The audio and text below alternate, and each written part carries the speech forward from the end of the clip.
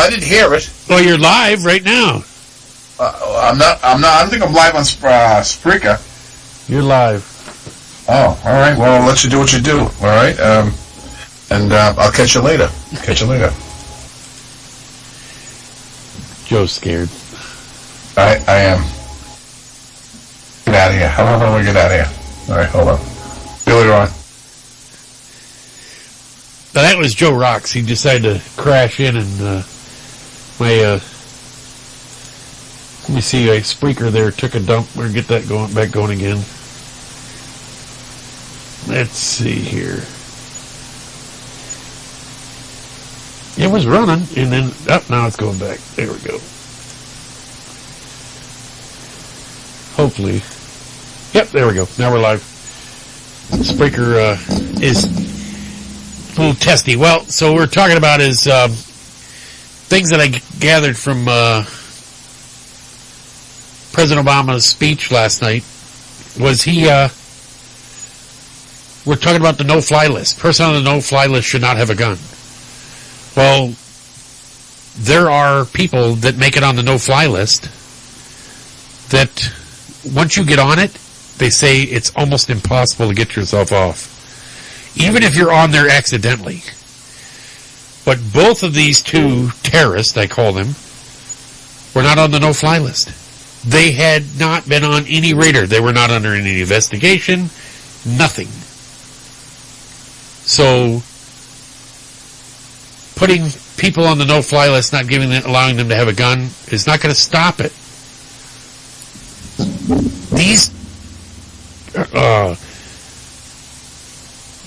His wife was vetted already. They went through her background. They checked her out. And they found nothing. So what is going to stop them? I don't know. I don't know how they can properly vet these people. And then they want to bring 200,000 people from Syria over here? Well, they already know that they want to do is ISIS has a plot, and it says, this comes out. It says, intelligence officials have determined that Islamic extremists have explored using the refugee program to enter the United States. The head of the House of Homeland Security Committee said Monday. So what's that tell you? ISIS is already trying to infiltrate this country through the refugee program. Well, they're already doing a good job at radicalizing people that are already over here. You look at some of the shootings that we've had at Fort Hood. You look at the Marine Corps recruiting station, San Bernardino.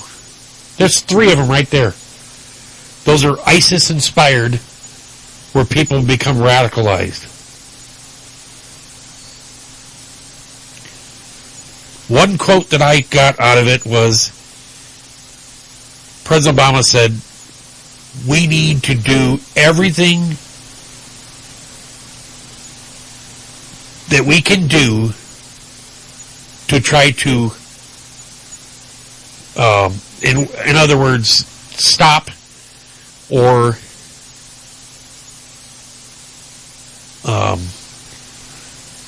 limit. I wrote it down on my Facebook. I'm going to have to find it. So exact wording that I put, because I want to do is quote it for what I actually said. But yeah, it's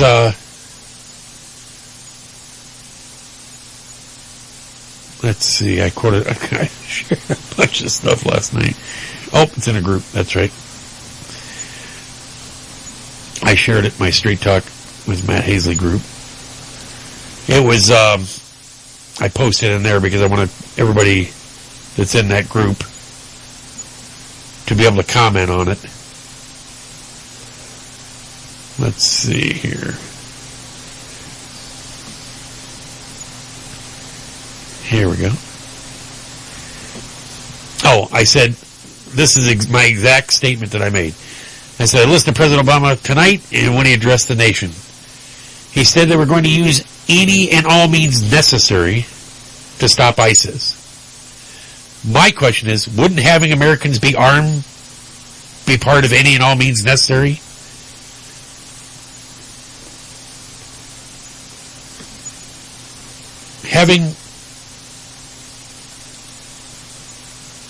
We have so many men and women service members that have either retired or are just no longer active that can be armed. They've been trained. And they're worried about them carrying the weapons around. If you have already trained them, they're talking about sending military weapons to countries overseas. Why not do is make sure that our people here are able to defend themselves?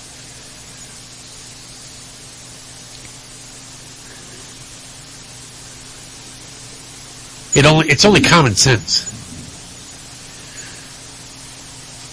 There was a video I posted on my Facebook too, where Fox News come out, and they made a statement. I talked about this, I think, a little bit Friday, about the bullet button, but I actually got to see a video and I posted it live. And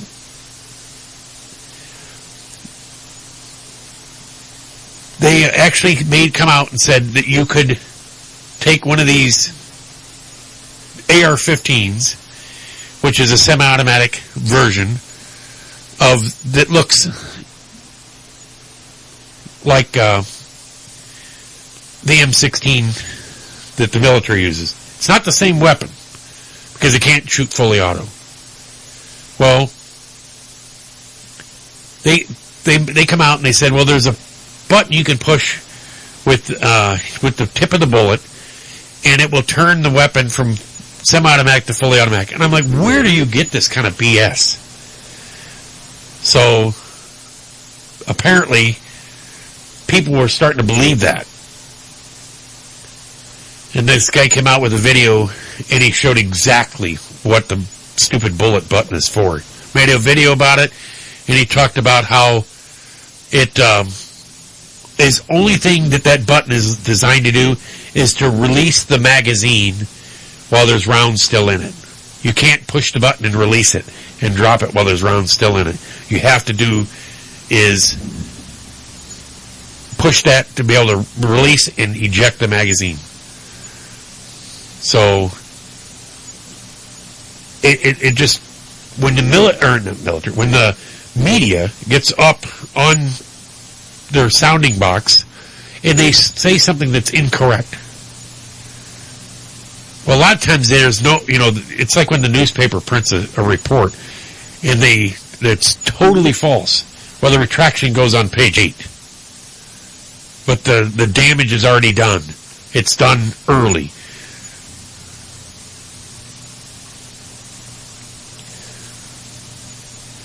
Well, we're running a little bit over on my first break here. We're going to take a quick break. When we get back, we're going to talk a little bit more about what we got going on with ISIS and things like that. So we'll be back here shortly. Brain feeling a bit fuzzy? Might be that show Straight Talk with Matt Hasley. It's on every Monday and Friday, 10 p.m. Eastern. It gets to you. Live audio on TuneIn Radio and Spreaker.com. Plus live video on Ustream.tv. From the demented minds at ArmedRadioGlobal.com. Mom, can you bake me some cookies for school today? Finally. As a mother, I want to share about St. Julian's macaroons. I am concerned about my child's health, so I pack for his lunchbox, and after school, I give him St. Julian's macaroons as a healthy alternative to many of the store-bought cookies. There are no preservatives and only 100 calories, and he really likes them. So find them in the freezer section at your local supermarket or order online today at www.macaroons.com. Hey there, sexy. This is comedian Jenny Lavoie. You can catch me with the rest of the gang every Thursday at 10 p.m. Eastern on Night Talk with Joe Rocks, exclusively on Armed Radio Global. Mwah! Route 106 Motors is the home of fine pre-owned vehicles. Experience a no-pressure sale with a family-friendly atmosphere. Route 106 Motors has been practicing the same simple philosophy of low prices for over a decade, and it has brought us great success. Recently, while other dealers are closing their doors, Route 106 Motors is expanding. We are a wholesale dealer, and we own the property and pay cash for all the vehicles. This allows us to sell to the consumer for a lot less than the average dealership. We are a high-volume, small-profit dealer, and we pass the savings on to you. New changes have been made at Route 106 Motors. Stop by and check out our brand-new building. Route 106 Motors, located at 569 West Street. Check our website at Route106Motors.com and be sure to like us on Facebook to find out about all the latest deals and savings opportunities. Route106Motors.com. Hey everyone, this is Monica Ursino. Be sure to check out my music on WARM, Boston's digital dance station. And you can catch me on Night Talk with Joe Rock, Thursdays at 10 p.m. Eastern, exclusively on Armed Radio Global. Are you hangry? Know the signs. Uncontrollable yelling. Why aren't you egg rolls? Hallucination. Sushi. Pants discomfort. I hate you, pants. Hangry. It can happen to anyone. Fortunately, there's E24, the app that tells hunger to shut up. Egg rolls. Thanks, Snoop. E24. In my medical opinion, it's the best way to order food online, baby.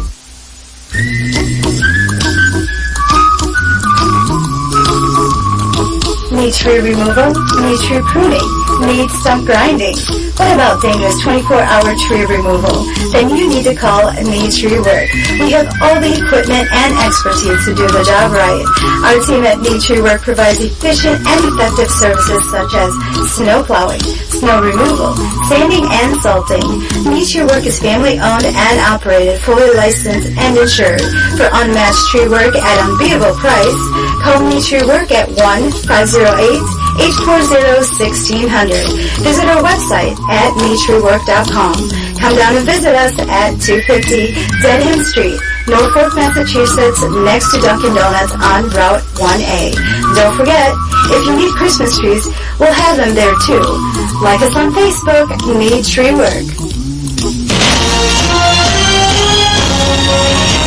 Mike Allen here. Join me every Wednesday night for On the Air, 10 p.m. Central Standard Time, right here on Armed Radio.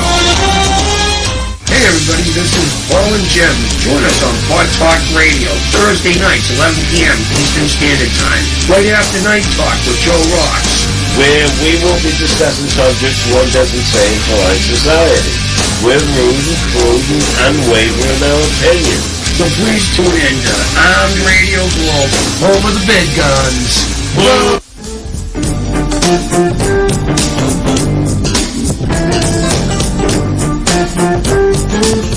And we're back. We were talking about a little bit about ISIS right before we went to break there. Before we get into that, I want to talk to the Brevard County Sheriff. He's calling all people.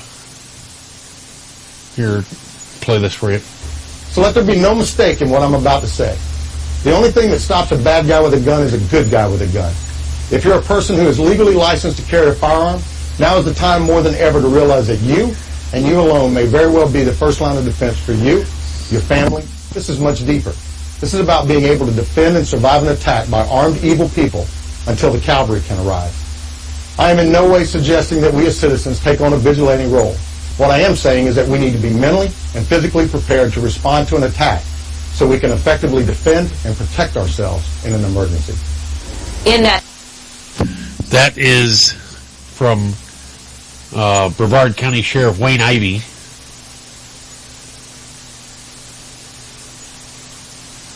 If you have a concealed carry permit, I suggest that you carry.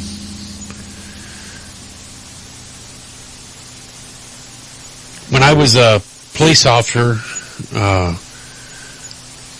I was out mowing my yard, and you never know when something's going to happen. We're having a house. This is back in, just back when I lived in San Antonio. So this is quite a few years ago. We had a house being built, and it was one of those, it's like a cookie cutter home. It's like I don't know what you want to call them, it's in the subdivision, and they build them, in very cheaply built homes. Well, so we're having one built, and I was out mowing my yard. I only lived a mile away from I was renting a house. So I said, well, go in and get my weapon. No, I'm going to just run over and take a look at the house, see how far they are. So I had shorts on, t-shirt, and I went over there, went to the house, and the door didn't have a lock on it, just had a rope, and it was, had sheetrock the whole inside. I was seeing how close they were to being done. I opened up the door, and there was a guy laying on the floor asleep, wearing all black, but he was just covered in white and sheetrock dust. So I kicked the bottom of his foot, and I said, hey, get out of my house. And the guy goes, oh, and as I roused him, I looked down, and he had a .380 sitting on his stomach. I'm like, what do I do to get out of here without getting shot? So I backed away and walked my way back out the door, and I'm just lucky that I didn't get shot. You never know when you're going to represent, or you come into a situation where, it's not just to carry it to be Rambo and walk around with it showing to everybody and act like you're Billy Bad tough guy. No, that's not the point of it. What makes a concealed carry so effective is they don't know you have it. I've seen tons of concealed carry stories where they've come out, where people have made a difference, where they're able to defend themselves. These attackers that happened in San Bernardino, the terrorists, I was talking to a young lady that works for me today. I said, they want to kill you, not because of, it's because you're everything about you, your way of life. They don't believe that women should go outside without, a male companion, escorting them. They don't feel that they should go to school. They don't feel, tons of different things that they don't feel that women should do. I saw one on Facebook, and I don't know how true it was, but it showed a 41-year-old man married to a 6-year-old girl. I'm like, what is wrong with this? And we talk about we have a war on women here.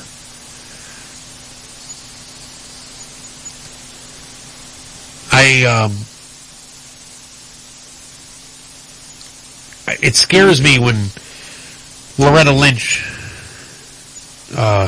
came out and made the statement for the Obama administration that she was going to do is prosecute people with hate speech. So it said the Attorney General said she was going to prosecute people that use hate speech towards Muslims. Well, she had to retract her statement. She had to dial it back. Because we have this thing called the First Amendment. Yes, it might be offensive. People might say things that are, they say offensive things towards the Democrats. The Democrats say offensive things towards Republicans. Each side, we have people that say offensive things towards Christianity, and we have people talk bad about gays. We have people talk bad about white people, talk bad about black people. They talk bad about everybody. Yes, it's offensive, but it's part of the First Amendment. Says Attorney General Loretta Lynch Monday appeared to recalibrate remarks she made. Said, of course, we prosecute deeds and not words. She said at a press conference Monday to announce unrelated civil rights investigation into the Chicago Police Department. We're going to talk about that a little bit later. But, you know, to sit there and say that they were going to prosecute, well, they've already made it to where, why do you think this neighbor didn't want to say anything? Because they were afraid of being considered a racist.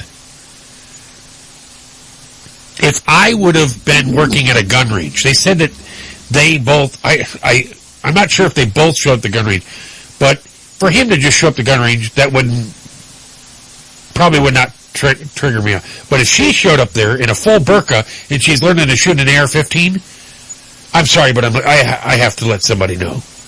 Because it just does not seem common. It would have probably triggered something inside me to say, hey, wait a minute.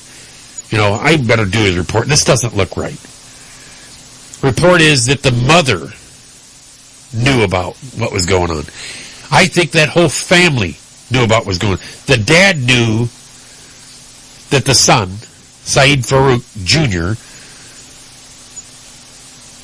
hated Israel. The dad said, wait, he said, don't become, you know, he was like saying, you know, you don't get, do anything rash because in several years they'll be out of there, the Jews will be out of there anyway. They'll be resettled somewhere else. That's the way they feel that this is going. He said, we've already tried to do it through combat and we've lost. So, I mean, you think of some of what the mentality is inside this. These people were radicalized for long before they ever did anything. It's not something where you're driving down, you know, you're sitting there going, that son of a made fun of my beard at work. Well, that's it. We're going home and we're building pipe bombs, honey. No, I think she was just as much influence radicalizing him as he was her.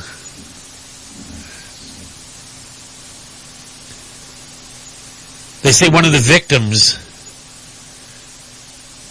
was very radical on the other side. But I'm sorry, but for you to be upset about the way somebody feels or somebody looks or somebody's religion or somebody's politics doesn't justify in my head going and getting a gun and shooting them. Call me different.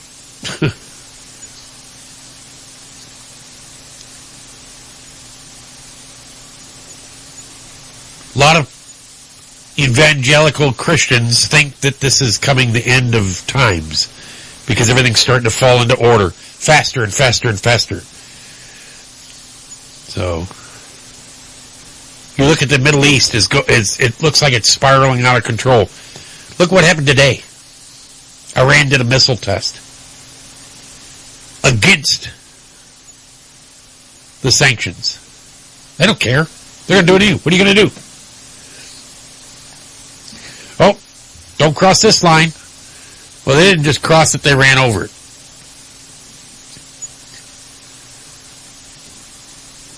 Used to be, I remember when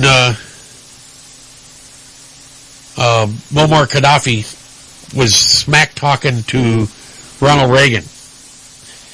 And he was talking all this smack, and all of a sudden his house blew up.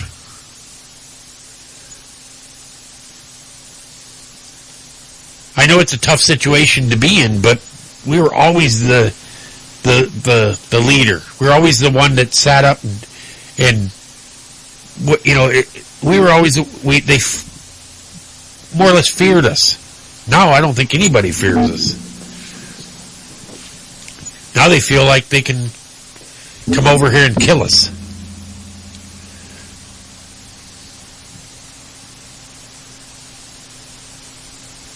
In let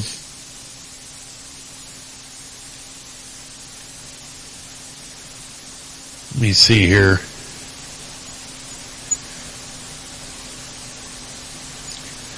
When they, oh, here we go. Here's what I want to talk about, the ISIS plot. It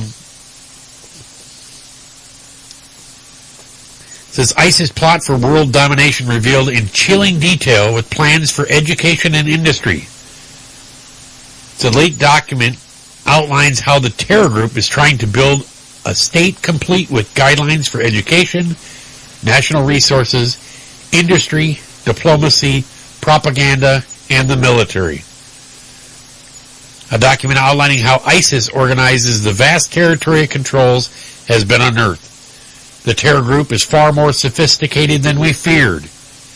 The leaked dossier outlines the terror group is trying to build a complete with guidelines for education, natural resources, industry, diplomacy, propaganda, and the military. The 24-page document, Principles and Administration of Islamic State, gives incredible insight to the well-funded regime.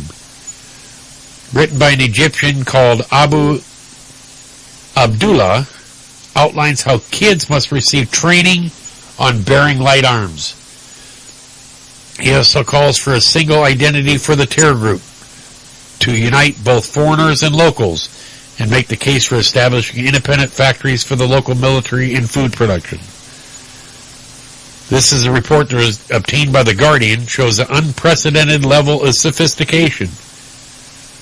It says Charlie Winter, a senior research for Georgia State University, told the newspaper, far from being any army of irrational, bloodthirsty fanatic, IS, and it says parentheses, Islamic State, is deeply calculating political organization with extremely complex, well-planned infrastructure behind it. The terror group's horrific indoctrination techniques were laid bare in recent propaganda videos showing a young boy whose mother was raped and his father was killed by ISIS. He's being turned into a cold-blooded killing machine by the terror group. The youngster has appeared in new ISIS propaganda video executing a person in Syria. Reports Mosul Ai, a group of documenting life in Iraqi city. It is a statement that the group said, ISIS kidnapped this child first thing when it took over Sinjar, and they raped his mother and sisters and killed his father and brother. He's one of the large group of children that the ISIS kidnapped. ISIS turned the innocent child into a killing machine. Meanwhile, Syria's government has accused the U.S.-led coalition of launching airstrikes on Syrian army camps that killed 3 soldiers and wounded 13 arms. I mean, it says the government has sent out a protest letter to the UN over the incident, which took place in the country's east. It confirmed the airstrikes would mark the first time coalition forces fighting ISIS in Syria and Iraq have attacked Syrian government forces. So, we think that they're not very well organized. And it's coming to find out by this leaked document that they're more organized than we ever thought they were. I don't know any country or any military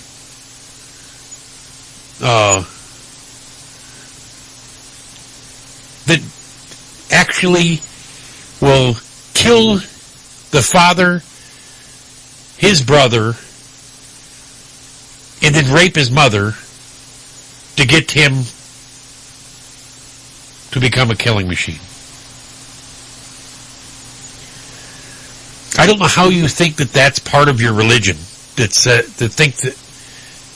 I mean, how do you deal with that mentality? That that's okay. That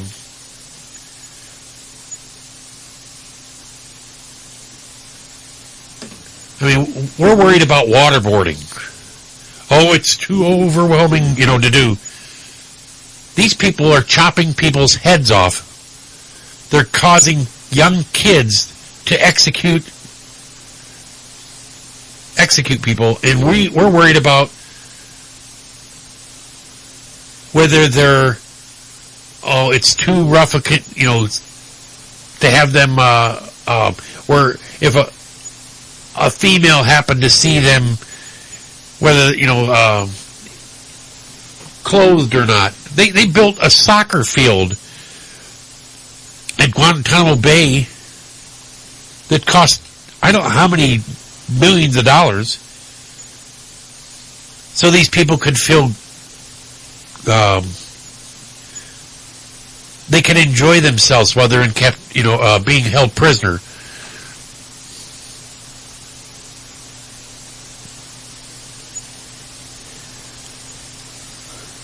It's kind of scary to think where we think we are at. Well,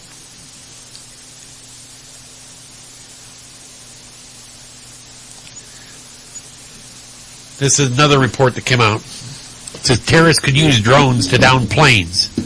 This warns an anti-terror group. Defense specialist Colin Smith said unmanned aircraft endangers passengers. Officials worry that they can be flown into jets and take planes down. Smith, who also said they could be used to drag ISIS banners at high-profile events. There were already near misses every week, he said, and demand is rising. I seen a video, and it was online, and it showed a drone, not the kind of drone that you see the military flying, but a drone that was it was a smaller one that looked like something that Amazon would use to carry a package. Well, this thing had a handgun hooked to this thing and was firing it and remotely firing this thing.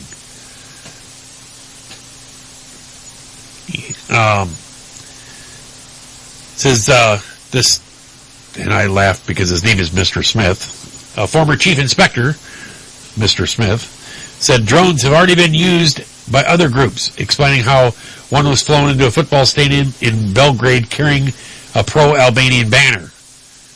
It sparked crowd violence in the 2016 European Cup qualifier between Serbia and Albania, which carried a political message, had to be abandoned. He told the Sunday Times an embarrassment factor, changed that to an ISIS flag, and fly into Whitehall during Remembrance Sunday. Who's going to be able to stop that flag being flown is a real and current problem. I'm not worried about that. I'm worried about that thing flying in with, several pipe bombs hooked to this thing. He claimed the aircraft were flown into paths of jets at altitude up to 5,000 feet. And that there have been series of fatal near misses. Mr. Smith said that people like to fly alongside aircraft to get a look inside the cockpit. The devices can be purchased for as little as 30 euros. This is European. Have become increasingly popular gifts and toys for amateur photographers seeking to capture aerial footage. The government has already considered reforms in law requiring owners to register the aircraft. Well, they talked about that here in the United States, about having to register all drones. I'm worried about what they're going to do with the drones. If they decide to do is hook up some C4 to one of them or something like that. That's the thing that scares me more about it. And I'm not so much worried about a plane being taken down, because the odds of them hitting a plane, I'm more worried about them flying a drone into a football stadium or some big event. I never was much of a crowd person. I always didn't like it because being a former police officer, I never liked that feeling of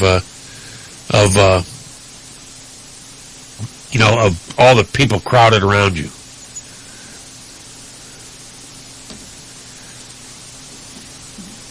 But ever since the shooting, the one thing that Americans are doing He says Americans are stockpiling up on weapons. This is Atlanta, San Bernardino, California, Reuters. At a gun range in Atlanta on Sunday, 4 days after the deadliest Islamic State-inspired attack on American soil, said Brandon Langley practiced firing his AR-15 semi-automatic rifle. If people were armed, it would have changed the outcome totally. Langley said of Wednesday's assault by a heavily armed husband and wife. If somebody had been in that crowd, you don't know. I run into people that are prior military all the time. And if somebody were to come up into a crowd and start firing, they used to say if it saved one life, then it's worth it. If it saves one life, then it's worth civilians being armed.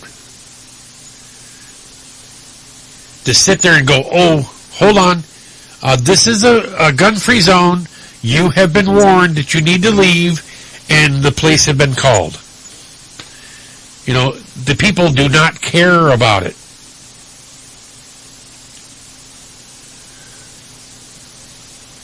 They will sit there and they plan to die.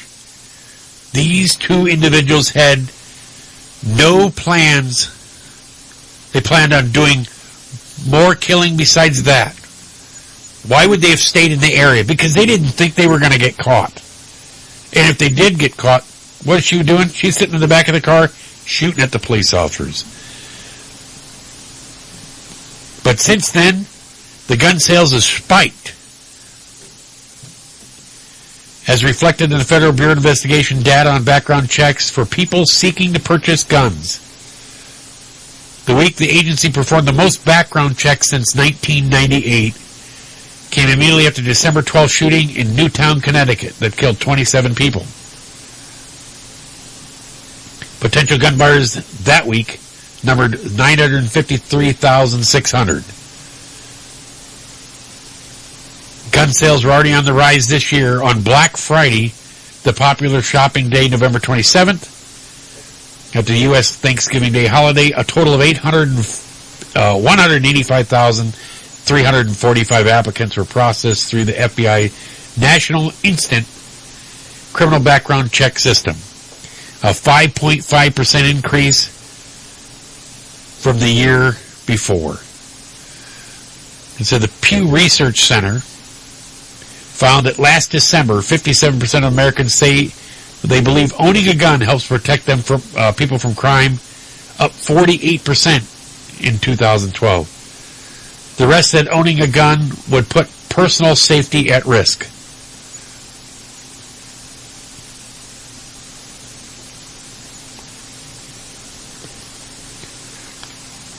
People that think that'll put personal safety at risk probably have never fired a gun, have never been taught gun safety, have never been taught how to use a gun, have never been around guns. So they're afraid of guns. So they think that if they get rid of guns, if they ban guns, it's going to stop crime. It's not. If you, right now, these people that are radicalized, if you stop guns from being sold in the United States or somehow turn us into a country without guns, they're gonna do is find another way to attack and kill us. They do not care. The only way you will stop them is if you stop ISIS. If you stop it at the source, they will not be radicalized to them. Because they will realize that, hey, they stopped them and destroyed them. What do I want to join them for? Apparently is not the way to go, because they're not leading now. Well, they think that these people think if they're going to go to Allah and get so many virgins. I saw kind of a comical. It says, and it was a mock on it, but it said, girls, that ISIS thinks that that it's going to get 72 virgins when you go up there. So make sure you don't, die a virgin. And I was like, who comes up with this stuff? You see some of these different. I don't know. They're either. I see some that are for gun control, some against gun control, some are that different funny stories that come out. It's comical to think of who make these up.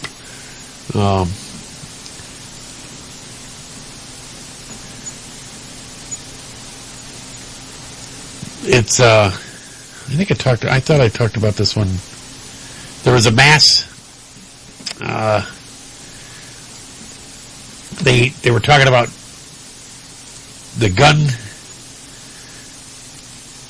Oops, my screen switched there. I got so many screens open right now. Talking about presidential candidates. Hillary Clinton come out, and she urged Silicon Valley to disrupt ISIS. So she wants hackers to take care of it. It says, on Sunday, she said that the Islamic State had become the most effective recruiter in the world. And the only solution was to engage American technology companies in blocking or taking down militant website, videos, and encrypted communications. You're going to hear all the familiar freedom of speech, Mrs. Clinton said in an hour-long speech in question and answer session at the Sabin Forum, an annual gathering of the Brookings Institute that mostly focuses on Israel's security issues. In a reference to Silicon Valley reverence for disruptive technologies, Ms. Clinton said, "We need to put the greatest disruptors at work disrupting ISIS." It was the second time in 2 weeks that Mrs. Clinton, the front-runner for the Democratic presidential nomination, had thrown herself into a brewing battle between Silicon Valley and the government over what steps should be taken to block the use of Facebook, YouTube, Snapchat, and a range of encrypted apps that are adopted by terrorists.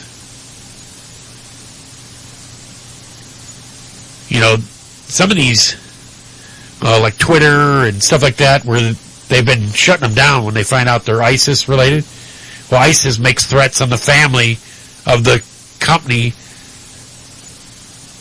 that shuts them down. So it says, she said there should be no doubt in Tehran that the United States saw any violation. Oh, this is she goes into talking about something else. But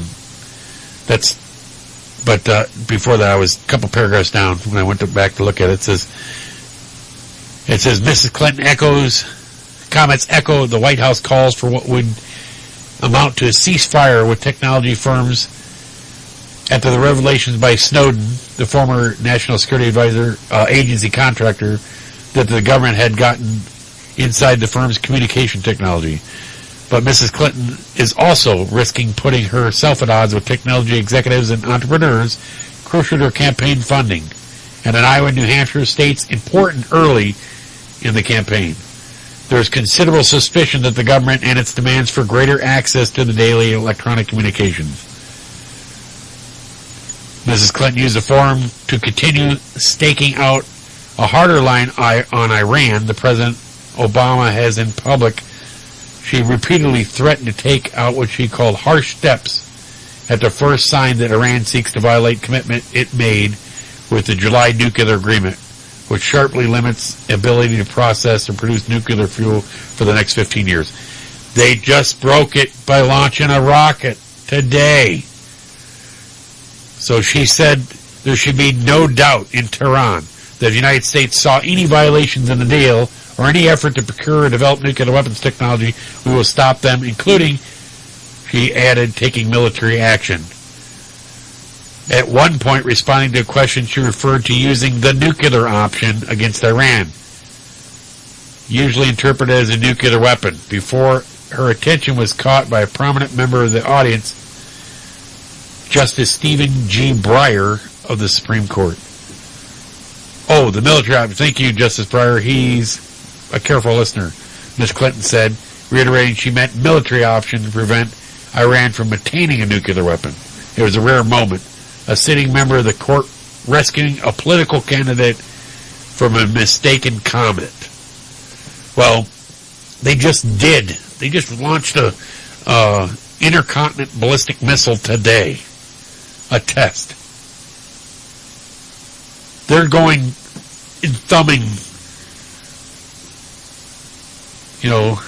thumbing their nose in the face of our administration right now. They don't care. They don't think he'll do anything. So, I don't know if he'll do anything.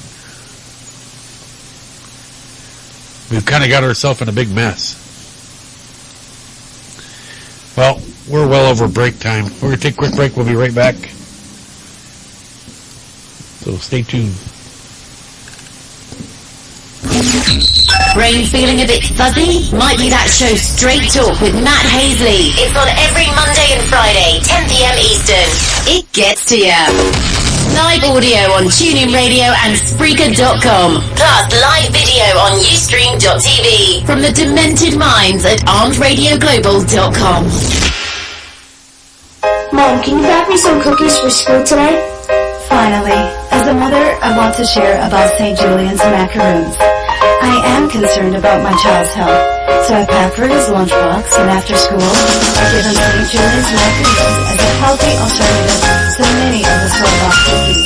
There are no preservatives, only 100 calories, and he really likes them.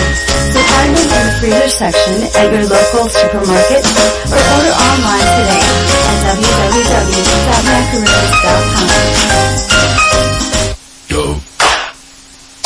Hey there, sexy. This is comedian Jenny Lavoie. You can catch me with the rest of the gang every Thursday at 10 p.m. Eastern on Night Talk with Joe Ross, exclusively on Armed Radio Global. Mwah! Route 106 Motors is the home of fine pre-owned vehicles. Experience a no-pressure sale with a family-friendly atmosphere. Route 106 Motors has been practicing the same simple philosophy of low prices for over a decade, and it has brought us great success. Recently, while other dealers are closing their doors, Route 106 Motors is expanding. We are a wholesale dealer, and we own the property and pay cash for all the vehicles. This allows us to sell to the consumer for a lot less than the average dealership. We are a high-volume, small-profit dealer, and we pass the savings on to you. New changes have been made at Route 106 Motors. Stop by and check out our brand-new building. Route 106 Motors, located at 569 West Street. Check our website at Route106Motors.com and be sure to like us on Facebook to find out about all the latest deals and savings opportunities. Route106Motors.com. Hey everyone, this is Monica Ursino. Be sure to check out my music on WARM, Boston's digital dance station. And you can catch me on Night Talk with Joe Rock, Thursdays at 10 p.m. Eastern, exclusively on Armed Radio Global. Are you hangry? Know the signs. Uncontrollable yelling. Why aren't you egg rolls? Hallucination. Sushi. Pants discomfort. I hate you, pants. Hangry. It can happen to anyone. Fortunately, there's E24, the app that tells hunger to shut up. Egg rolls. Thanks, Snoop. E24. In my medical opinion, it's the best way to order food online, baby.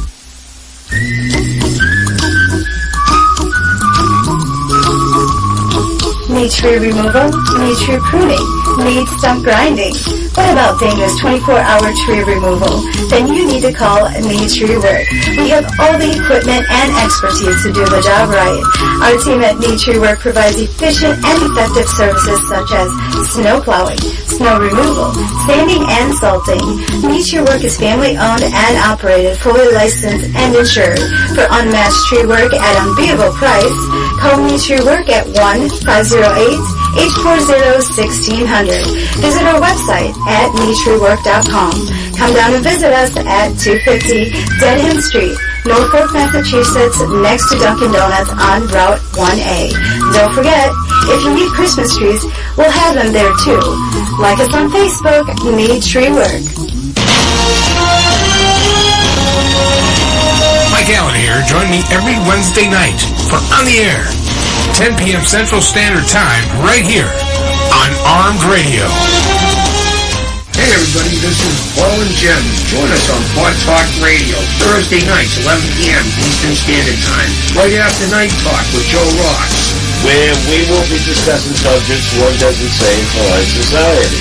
We're rude and crude and unwavering in our opinions. So please tune in to Armed Radio Global, home of the big guns. Woo!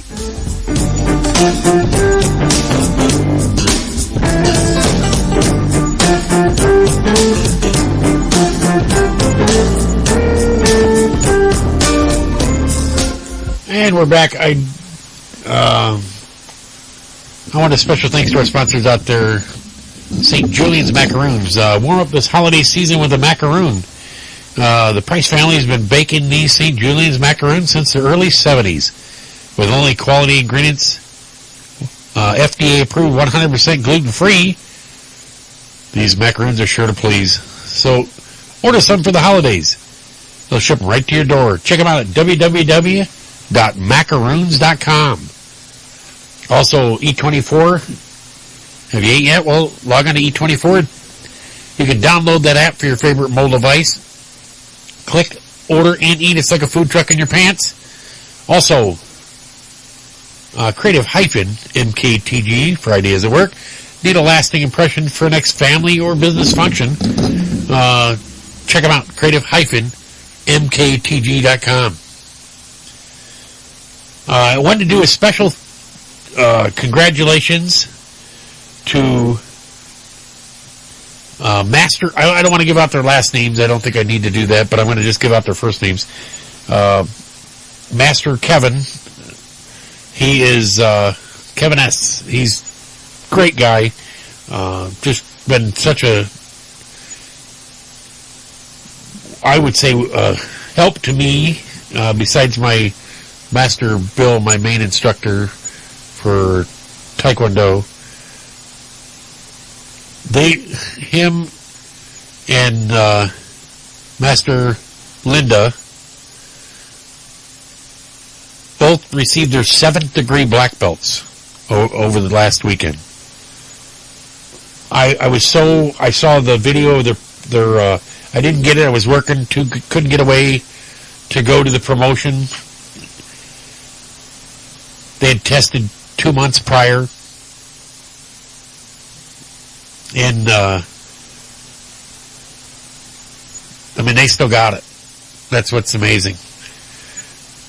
7th degree. Senior masters within Taekwondo at Chung Kim's Black Belt Academy. It's pretty impressive to see. Other friends of mine that I see that tested, a friend of mine, George, he tested for his 2nd. Congratulations, George. Amanda, she tested for a 2nd. Congratulations. And Sarah tested, working towards her 3rd degree. There's levels you have to test in between belts to keep on training and so on. So it's pretty impressive. So congratulations to all those, getting, in 2 months from now, they'll get, their actual promotions. So congratulations to, all of them. It's a lot of work. People don't realize the amount of commitment that you have to put in to become a 2nd or a 3rd degree black belt, let alone become a 7th degree. You have to give up give your life towards Taekwondo to become a 7th degree. A lot of they've been training since either the late 70s or early 80s and finally become a 7th degree. My 2 instructors, Master Bill and Master Kevin, who are both 7th degrees, have kicked me more times and punched me more times than and it still hasn't knocked the sense into me. But yeah, they've it's I think it was 2 years. My senior master, the one who trained me from white belt to black belt, he and beyond. He says to me, constantly told me the same thing over and over and over. And it was about 2 years, or maybe longer. We were golfing, and he says to me, he said something, and I went, now I get it. And it just finally clicked what he was talking about. But yeah, sometimes some of the basic things, it doesn't make sense to you until you just look past and don't try to overlook into things. And that's why I was always like, what is he talking about? But no, it's I was wanted to do is make sure that I acknowledged them for what they did. It was pretty cool. I don't know if you've watched any of this game today. Right now, Dallas and Washington, it's who can kick more field goals, I think it is. It's 9-9 with a minute 26 left to go in the game. Dallas just punted to Washington. And I don't know, they're going to have to do the replay since it's inside the last 2 minutes, if he fumbled before he was down. But I think he's down. I think they'll call him down. But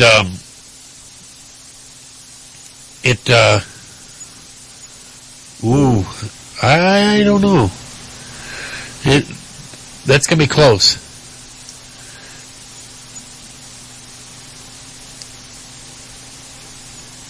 I can't tell if his hip's on the ground or not when that ball's starting to come out, but it's been a boring game for it. So,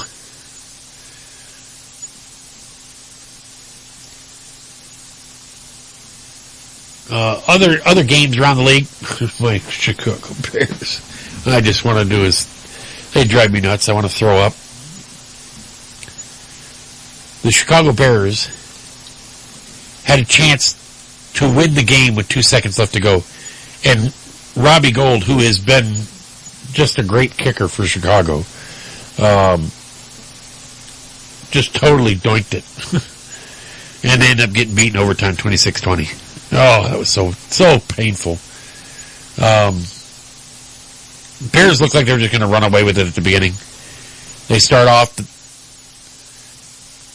they're leading 6-0. They kick 2 field goals, and then what does Cutler do?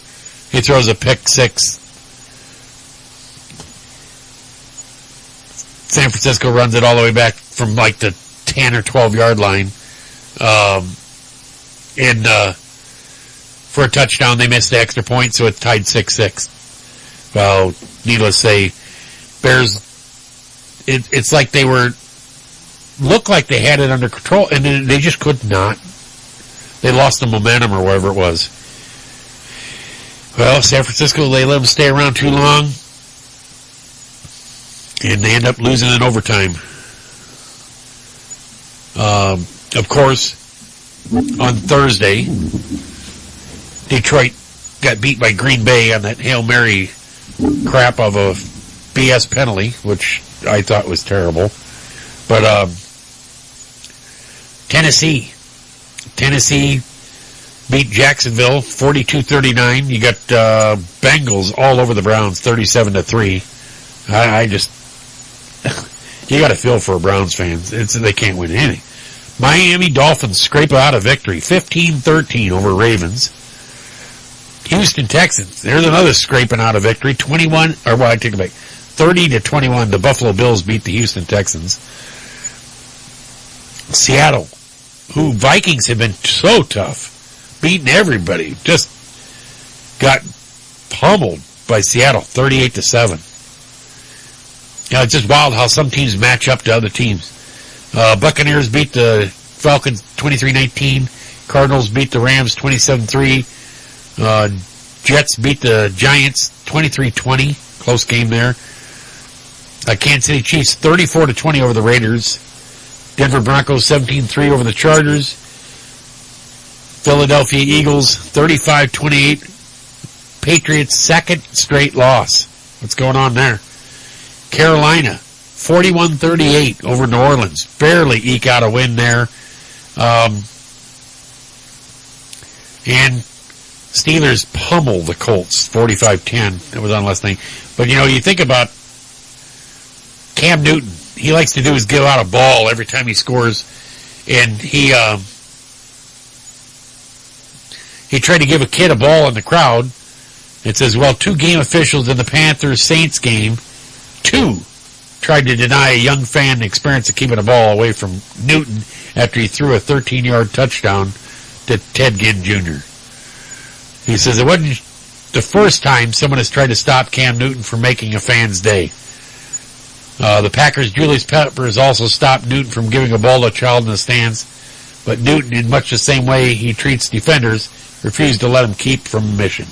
Yeah, I tell you what, it's kind of like a baseball deal. Let him. I like to see that, the interaction with the fans. I mean, if more of the players did that, I think it's kind of cool. I mean, hell, they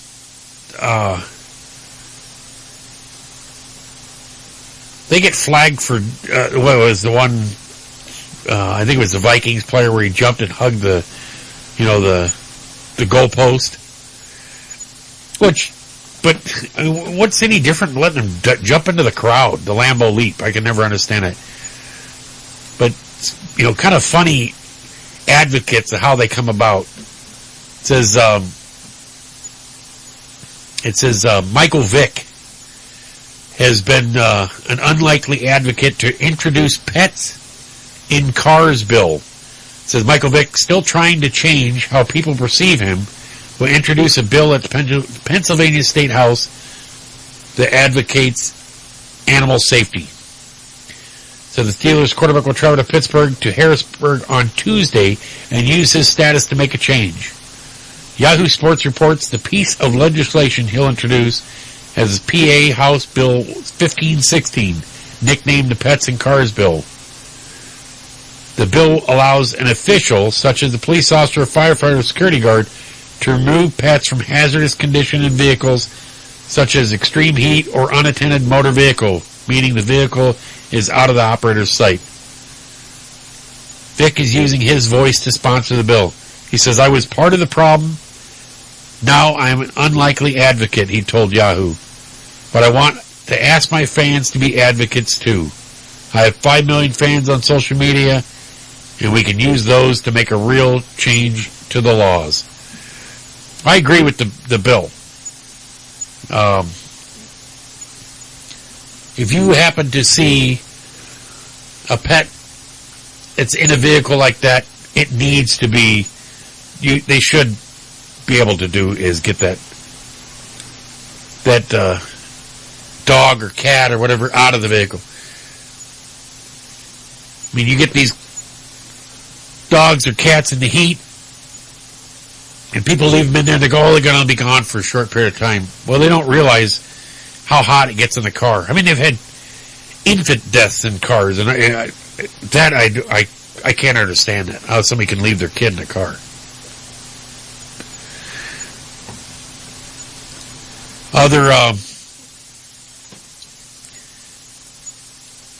Other sports news, apparently Nike signs LeBron James to the largest single athlete deal ever. He signed him for life. So I said that's that's huge. I hate to think they didn't disclose how much. I hate to think what it is. It's got to be just insane. He's been 13 years in the league because he's come out with LeBron shoe number 13, I think it is. Or not 13 years. I mean, I'm not sure how long he's been in the league now. But he is Oh, I would love to see him running back. That would be so cool.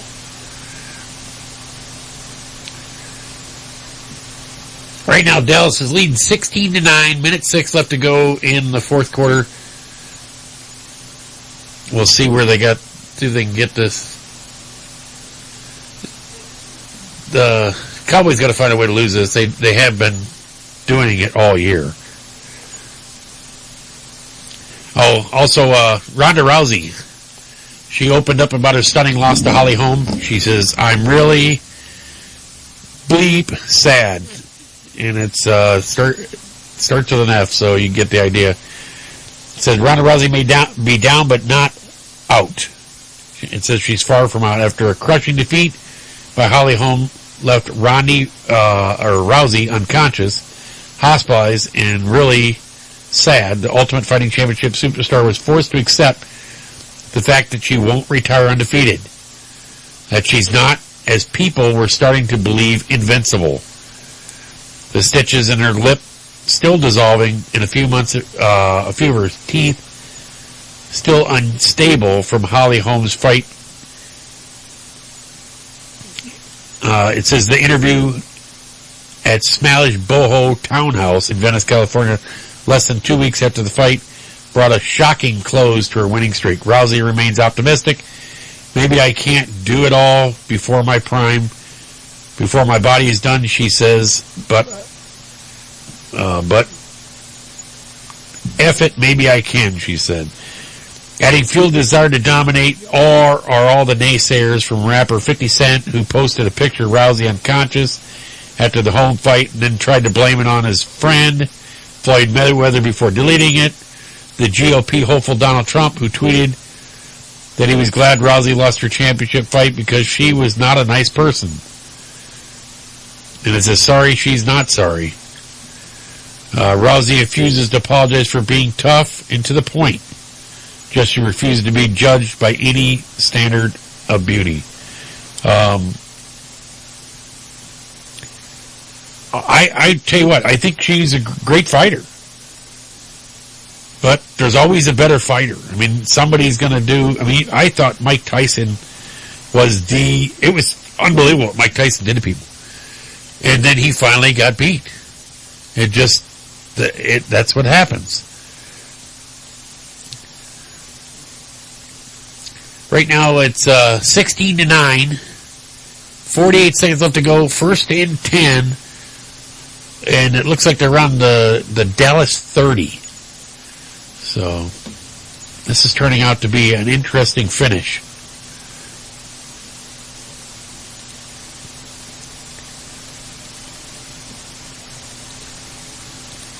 As we said, Dallas will find a way to lose this. They usually do.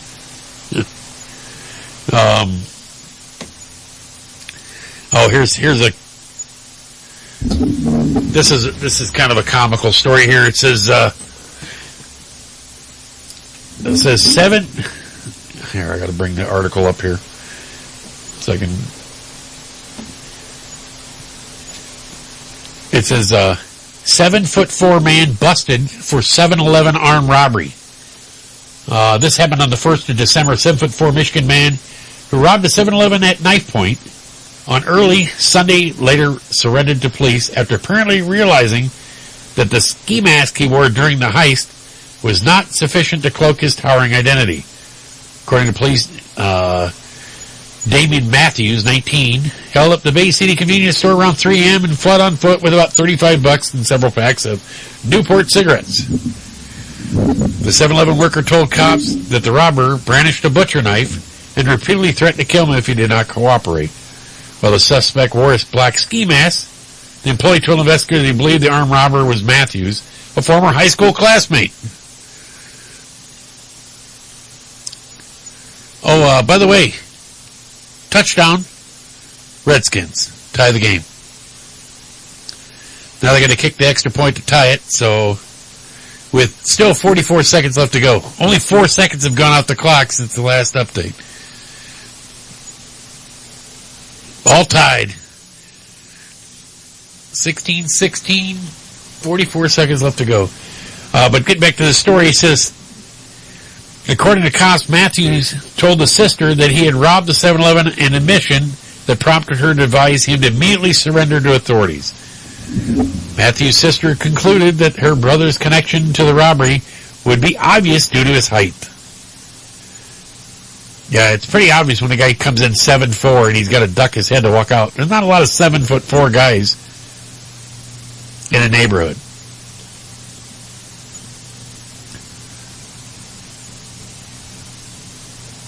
It says, according to the court records, Matthews' November 29th arrest came 4 days after he pleaded guilty to a larceny charge, which he is scheduled to be sentenced next month.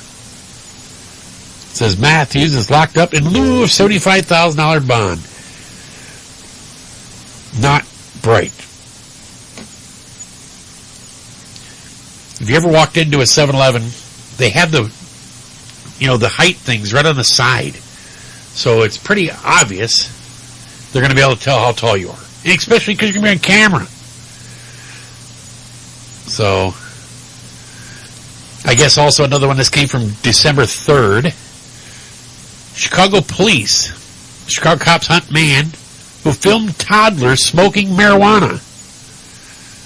Chicago police are investigating a video posted to Facebook that appears to show a diaper-clad toddler smoking a marijuana joint as a man off screen encouraged the boy to inhale it.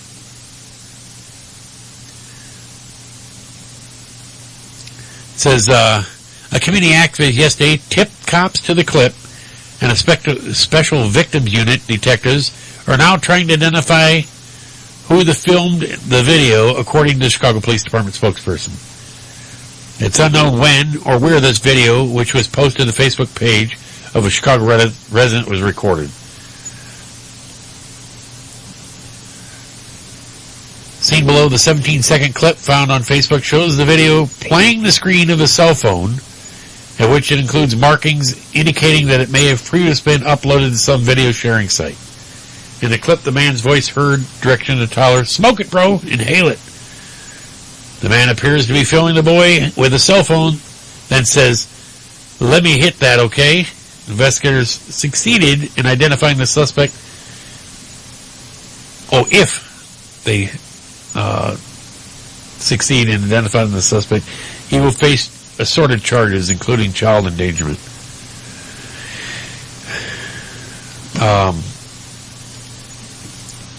People just not bright.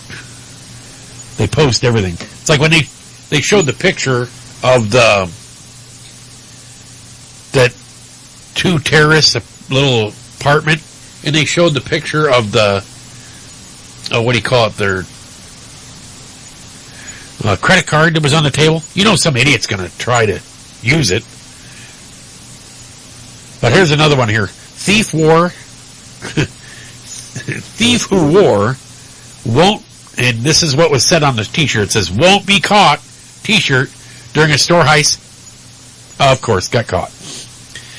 A woman who won't be caught t-shirt while allegedly stealing handbags from a Florida store has been caught, record showed. It says, according to police, Shazanya, I guess that's how you pronounce it, Shazonya, Shazanya Williams, 21, and the female accomplice swiped more than $700 in merchandise from Marshall store August 30th. Surveillance video captured Williams wearing this message t-shirt and floral pants, and Alexis Perry fleeing the Sanford business with the handbags. Great. So she's in on $5,100 bond. She stole $700 in merchandise. Yeah, that's probably about right. Also, let's see here. There's another. Here's this is kind of morbid. I mean, you wonder where people are. It says, man storing human remains stole them for religious purposes. It says police in Connecticut said they recovered the remains of 5 humans in the home of a Hartford man who they believe stole them from a Massachusetts cemetery. What's more, authorities believe Amador Medina was storing the skeletal remains for religious practices. Specifically, the cops believe the 32-year-old Medina was using the bones as part of healing rituals related to the Caribbean religion of Santeria. According to the police, the remains were interned between 1904 and the late 70s at the Hope Cemetery in Worcester, Mass. Medina was arrested Friday afternoon as a fugitive from justice from Massachusetts. According to the Worcester Telegram and Gazette, a Massachusetts arrest warrant for Medina included 5 counts of dismemberment of bodies. A passerby first noticed in October that the mausoleum in the cemetery had been disturbed. Investigators subsequently discovered that the chain securing the mausoleum had been cut. Oh, by the way, Dallas just took the lead on a field goal, 1916 with 9 seconds left to go. The only thing that killed them now is if Washington runs it back. So, it says, the 5 sets of remains were found to be missing last week. Police were tipped off to what they believed to be human remains stored somewhere in the Hartford apartment building where Medina lives. What sick people. Another story is, wait for my computer to switch screens there. That one's lagging down. Oh, kind of another goofy story for Christmas there. 4 presidential campaigns have come out with ugly sweaters. If not just 4, there might be more. But 4 that I've seen so far. Apparently, Bernie Sanders has one. It says, "Feel the burn." It says, "Vote for Bernie Sanders" on the front. Got Christmas trees and everything on it. And it's got a picture of Bernie's face. Then there's a Donald Trump one. There's a Hillary Clinton one. And they all have their pictures on it. There's supposed to be, and there's also a Ted Cruz one. So, shows picture Ted Cruz wearing a stocking cap and 2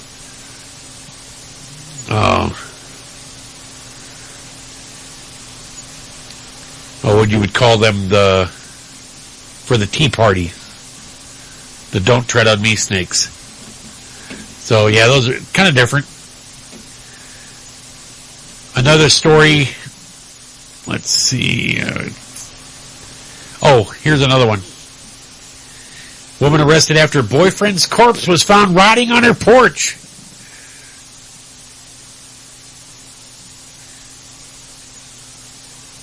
You guys can, the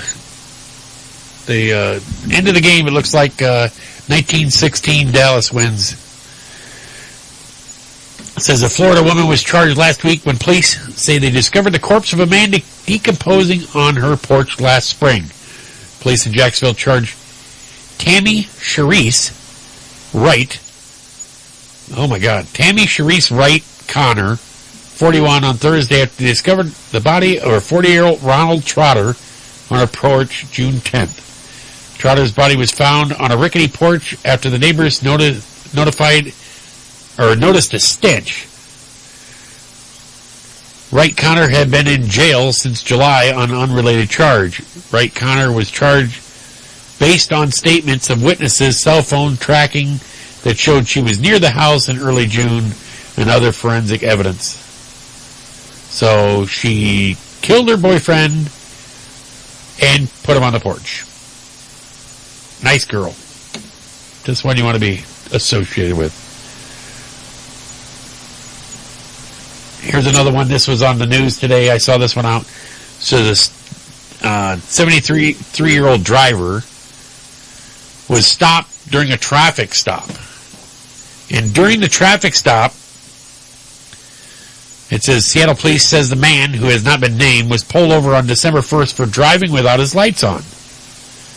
He said before things took an unexpected turn. After Seattle police officer Nick Abs Olson walked back to the patrol car to check the man's driving record, he turned to the Toyota prepared to let the man off with a citation. But once he saw the man portioning out a scoop of cocaine on a small glass vial. Officer Abst Olson knocked on the window and looked at the man in shock. He said, "What's in your left hand?" he asked him in the video. "Are you kidding?" The man denied it was cocaine. He said it only had vitamins in the car. Eventually admitted the substance was cocaine.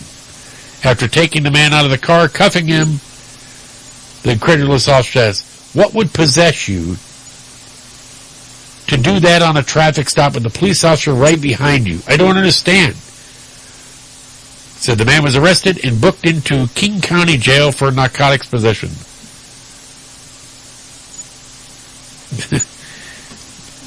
They actually released the video of it.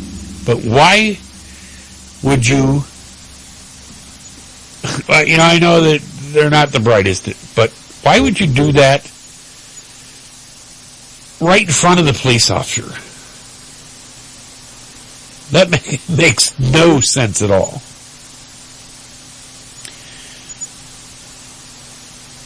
Star Wars Theater plans insane contest. I don't know if you're a Star Wars fan or not. I mean, I enjoy Star Wars, but the fans are going to do a contest. And, I mean, it sounds interesting, but, I mean, you see these people that sit outside of, on Black Friday, and they sit outside a store and camp out for a week for something. Well, I'm sorry, I don't do that.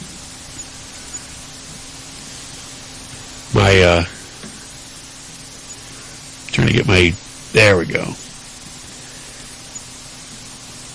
There we go. Star Wars Theater plans an insane contest. Fans to watch for days until they drop. So the theater chain is determined to find the country's biggest fan of the iconic sci-fi franchise. But you better be prepared to sit a long, long time in a theater that might be far, far away to prove it. Alamo Drafthouse has just announced a viewing endurance contest in Austin that will screen the Star Wars theatrical saga for 7 hardcore fan contestants with just a minimal break between each title. Contestants will be challenged to keep watching a marathon of space opera spectacle and stay awake, presumably for days. One by one, contestants are expected to drop out until only one winner remains. At Alamo Drafthouse, we're big fans of Star Wars in testing the boundaries of human endurance, said Alamo CEO and founder Tim League. What a better way to anoint the ultimate superfan than inviting him to watch these remarkable films only on the big screen until they drop, literally.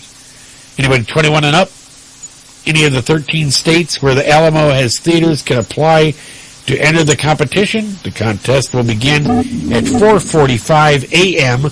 on December 17th. Alamo's plan is to screen all Star Wars live action feature films, starting with Episode 1, The Phantom Menace. Contestants will be among the first to see Star Wars The Force Awakens when the public screening embargoes lift that same afternoon after they've watched Episodes 1 through 6. Then The Force Awakens will play again and again and again. It says there are some rules for surviving the marathon, of course. Sleeping and illegal drugs is not allowed, but since Alamo Cinemas include a seat, food, and beverage service, contestants wouldn't even need to bring their own blue milk. Alamo's famous for no talking or texting policy will be enforced during the screenings. It's a context of endurance marathon. One expects not to be able to use your smartphone for hours at a stretch over days will make winning all the more difficult. Contestants basically have to rely on their own force powers to keep watching the movies the entire time. A Clockwork Orange style. The winner will receive a 7-year movie pass to the Alamo theaters nationwide, a set of 2015 and 2016 top Star Wars cards, reader cards, a selection of Star Wars Mondo poster prints, and the winner will have a theater seat named in their honor, complete with naming ceremony, plus, of course, they'll have intergalactic bragging rights. It says a somewhat similar endurance was held by Fox last year when 2 California residents broke the Guinness Book of World Record for the longest continuous television viewing marathon by watching 86 hours and 37 minutes straight of The Simpsons. It says Fox nervously put an end to the experiment after the record fell, so it could have gone longer. Alamo's contest was loosely inspired by another Texas endurance contest, the infamous Hands on the Body competition, where contestants at a Longview car dealership were challenged to keep one hand on a pickup truck until the final person standing won the vehicle. The contestant was made of a 1997 Colt Hick documentary film with the same name. The film, in turn, later helped inspire the endurance challenges on CBS Survivor, which dubbed its debut season Final Immunity Challenge, Hands on the Hard Idol. So, I'm sorry, but I don't think I could make it through, probably, I would be able to make it through the first 6 movies. And they better have a bathroom that you can go to, you know. So, yeah, that would be too tough for me. I'm sorry, I'd be out. I'd be right away. Apparently, Coca-Cola is becoming on a lot of flack for a new ad that it had. And it says, Coca-Cola pulls an offensive ad, but the damage is already done. An ad distributed by Coca-Cola Mexico. Pretty young white people do their holiday good deed by bringing bottles of soda to a remote village and build a wooden Christmas tree in a town square. The Open Your Heart advertisement has been called anything but, as indigenous rights groups said the campaign promoted colonialism rather than unity. This type of publicity is an act of discrimination and racism. Alvaro Pablo, an indigenous lawyer, said at a press conference in Mexico City on Wednesday, it is a comment of our type of life, an attempt to put a culture on consumerism in its place.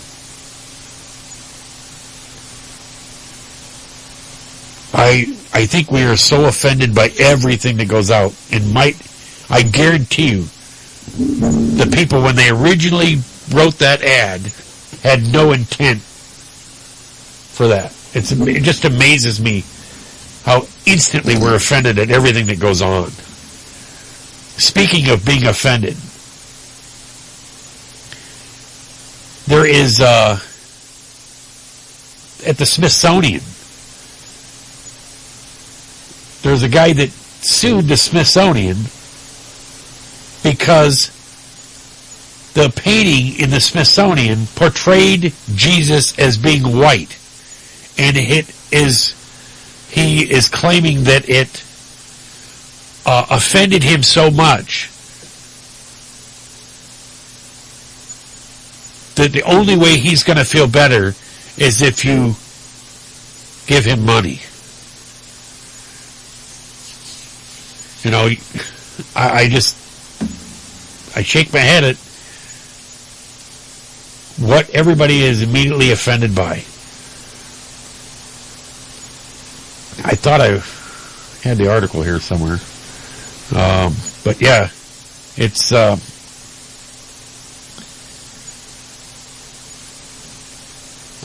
just, I'm surprised that lawsuit can even be legitimized, because the people that made the paintings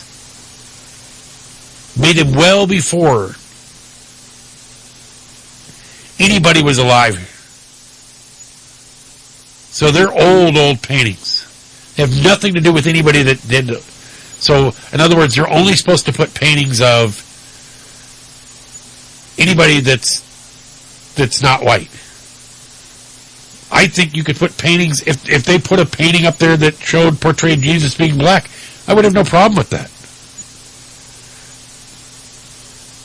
I have no problem with the painting portraying Jesus being Hispanic or Jesus being Korean. I don't have any problem with that. That's an artist rendition. That's the way the artist felt.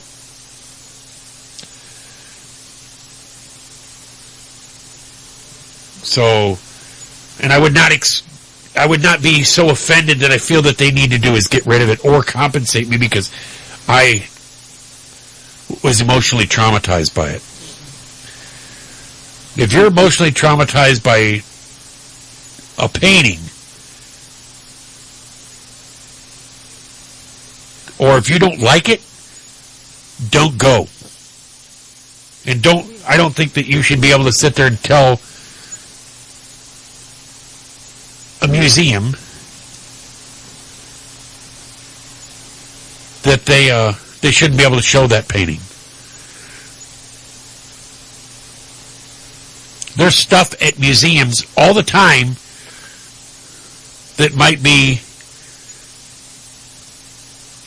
offensive to one or another person. Showing a King Tut's tomb or something like that. I mean, you know,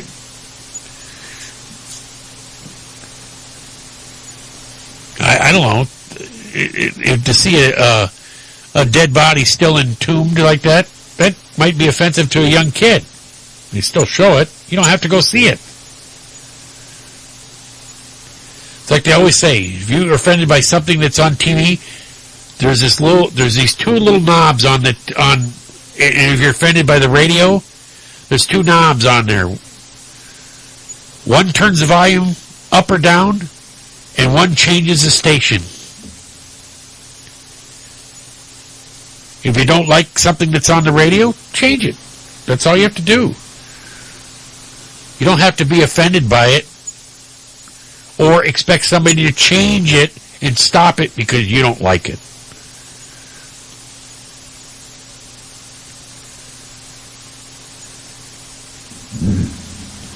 They're showing a picture right now of, on SportsCenter, a picture of Ronda Rousey when she got kicked in the face. Man, that's a nasty kick. I've been kicked in the face before doing sparring and stuff. And not as hard as she got kicked there, of course. But, yeah, that's not a good feeling. It's a nasty kick. When you don't have any kind of padding on like that and you get kicked that hard, that was just Holly Holmes just made a great kick there. Wow. Yeah, I don't know when she'll be back. I think she's out for 6 months before she can come back. But, we got, here it is. It was in the Metropolitan Museum of Art for housing 4 offensive and racist masterpiece paintings that depict Jesus as a white and blonde. So it's only racist if you're not white. So if it would have been that Jesus would have been painted in any other color, it says that they were painted by Tintoretto. The crucifixion by Francis Granassi are guilty of offensive aesthetic whitewashing of Jesus, who the man claims had black hair like wool and the skin of bronze color. So he says, I'm suing the public venue which by the Civil Rights Act of 1964 can't discriminate on a protected basis. The Met, for its part, says the paintings are simply a product of the era in which they were produced. When they were painted, it's typical for artists to depict subjects with the same identity as the local audience. Museum spokesman Elise Topalian told the Post, the phenomenon occurs in many other cultures as well. So, I think they need to do is get him a crying towel with a Metropolitan Art logo on it. So, well, it's that time. We're actually a little over time, but remember, once again, when you see a veteran or soldier, you know, don't be afraid to tell them thank you for your service. December 7th, 1941, 74 years. You look at a gentleman today, they were talking to him, he was 95. And he says, I want to make it back for the 75th anniversary. So, I mean, it's just amazing. They're soldiers for Pearl Harbor dying off. You know, there's not many left. End of a great era. So, make sure people think about it. If you see something suspicious that doesn't look right, report it. Apparently, the shooting suspect that was in the Denver Planned Parenthood, you know, I'm not in for, I don't agree with abortion. But I also don't agree with going into an abortion clinic and shooting up the Planned Parenthood because they do abortions. But that's one that always boggled me. Is I have friends of mine that are on Facebook that are anti-gun. And they're talking about how they're so much into, the loss of life that this causes with guns. They need to stop this. They need to stop it. Well, there's more lives lost every year, and they don't care about it, and they do nothing to stop it. They say nothing, do nothing, and that's abortion. How many abortions are done every day throughout this country, and nobody says anything about it besides the abortion activists? But you get these people that are gun control advocates. They're talking about saving lives and everything. Well, my point is, if arming people prevents one mass killing, saves one life, it's worth it. The people that go out and do these mass killings, it doesn't matter what. Those people are nuts. They're sick. They're evil. And they're going to find a different way to do it. They're going to do it with a knife. They're going to run somebody over with a car. They're going to blow them up with a bomb. Those people are evil. It doesn't matter if they can't get a hold of a gun. These people are evil. So, remember to protect yourself, you and your family at all times, and report things that look suspicious to you. Who knows? This man in Denver asked directions on how to get to the Planned Parenthood. So the man accused of killing 3 people at a Planned Parenthood in Colorado asked one person in a nearby shopping center for directions to the facility before opening fire. How does that one person got to feel that gave them directions on how to get there?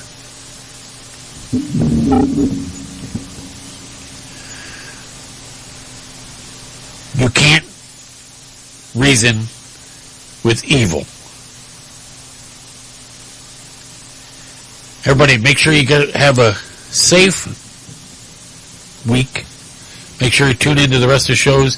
You got Talk Time with Val on Tuesday. You got On the Air with Mike Allen on Wednesdays. You got Night Talk with Joe Rocks on Thursdays. And came right before me, you got Leno with Lynn and Debbie. They come on Mondays right before me.